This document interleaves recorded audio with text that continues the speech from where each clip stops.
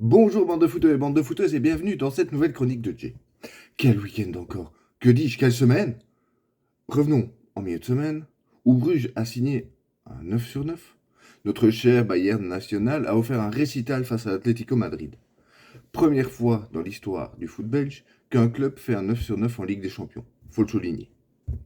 Et dans la foulée, l'Union qui fait 9 sur 9 aussi en s'imposant en fin de match à Braga.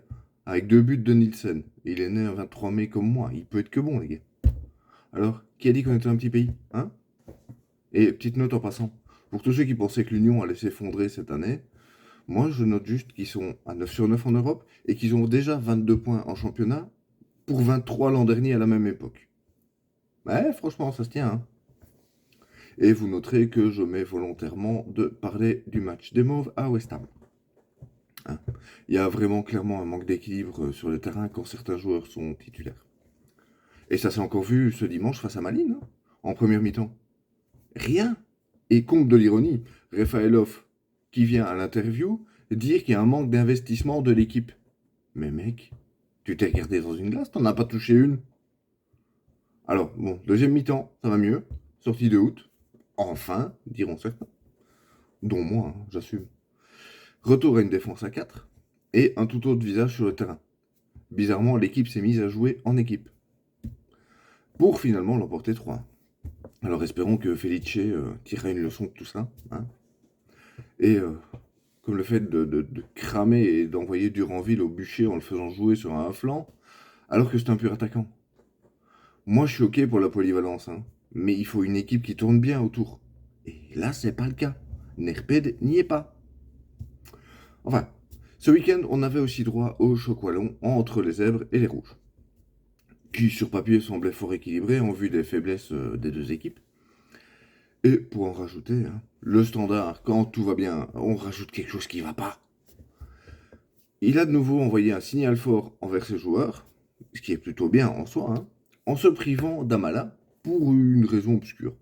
Les rumeurs parlent d'une non-prolongation de contrat, de non-respect de promesses, de paroles, de... On en saura plus dans les prochains jours. Mais revenons au match. Ouais, non, non, non, 2 secondes. Est-ce que on peut faire un écart en parlant de promesses? Un mot sur Perica? Parce qu'on nous a vendu un attaquant croate de la classe de Suker, de l'instinct de buteur de Balaban. Et au final, c'est juste un Avenatti croate.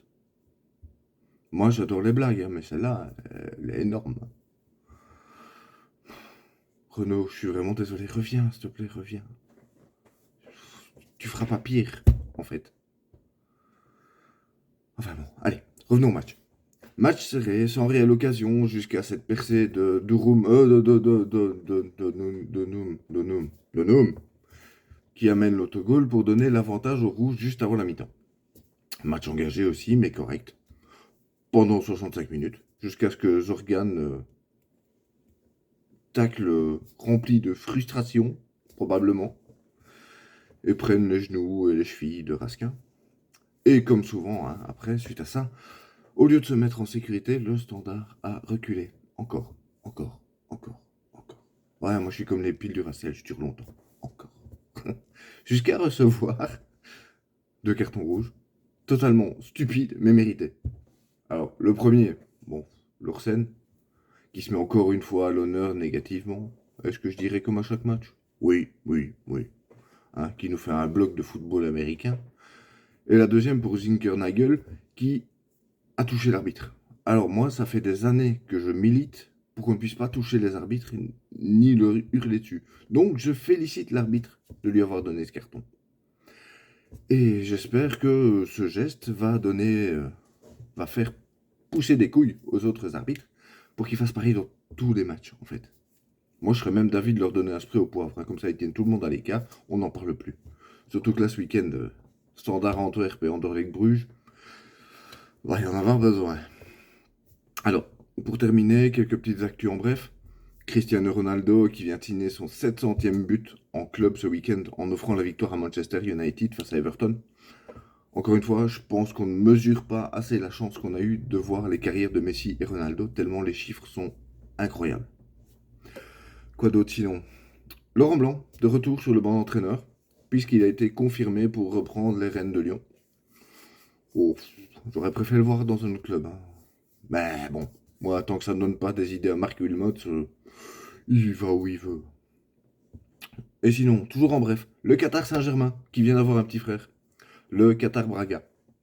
En effet, QSI, le Qatar Sport Investment, vient de racheter 21% du club. Quelque chose me dit qu'on sait déjà où vont atterrir les indésirables de Paris, ou la fin de carrière de Mbappé. Moi, mauvaise foi, jamais, jamais, j'oserais pas. Et alors, le tirage des qualifs pour l'Euro 2024 qui se tiendra en Allemagne. La Belgique affrontera la Suède, l'Autriche, l'Azerbaïdjan, l'Estonie. Il me reste quelques mois pour convaincre Zlatan de venir rejouer en équipe nationale, hein. Comme ça je pourrais aller le voir en bord de terrain. Et ouais, Chadli et Vertonghen ont déjà annoncé vouloir y participer. On n'est pas sauvés, moi je vous dis. Il me reste plus qu'à vous souhaiter une bonne semaine de foot, plein de beaux jeux, des goals extraordinaires. Ciao les amis.